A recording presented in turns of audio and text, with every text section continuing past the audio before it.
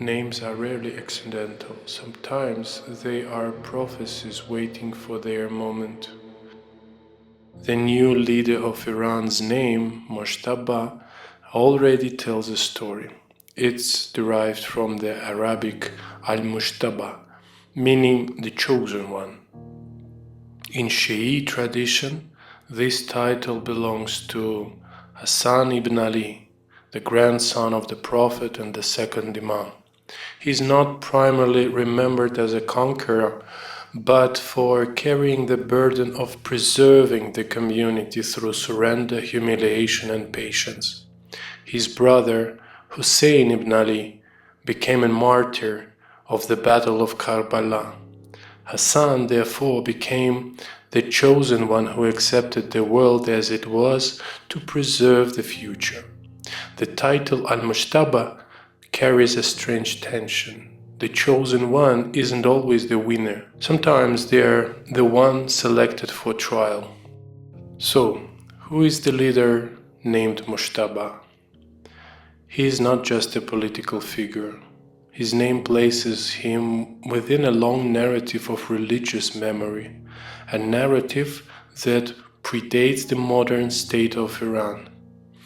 This memory revolves around a single sacred pattern. A leader is opposed, suffers injustice, and their suffering becomes martyrdom, which then becomes legitimacy. This pattern was written into history at Karbala and has since echoed through Shi'i political imagination retold by every generation. Now, a son rising after the fall of his father is more than succession. It creates a lineage of sacrifice. Politically, it ensures continuity. Symbolically, it creates something deeper, a narrative that can't be lost. If the leader survives, he becomes the defender of the nation. If he dies, he becomes a martyr. Both outcomes strengthen the story. This is the strange power of sacred narratives. They transform uncertainty into destiny. Was he chosen to rule, or was he chosen to be chosen?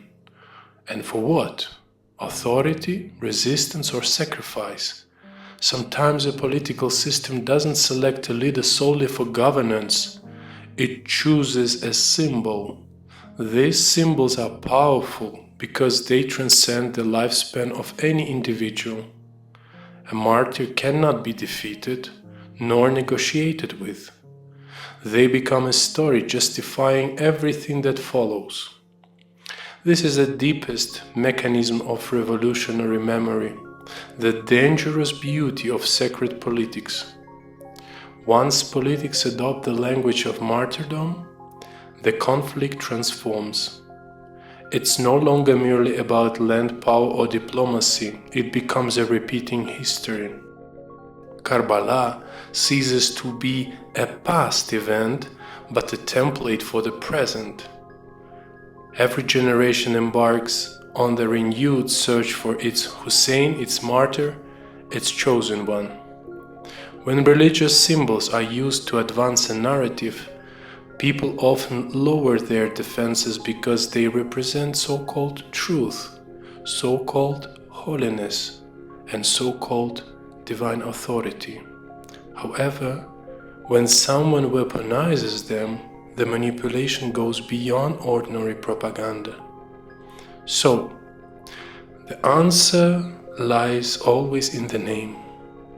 Its gematria being 446, Mem Gimel Tav Bet Aleph holds the same numerical value as Mavet.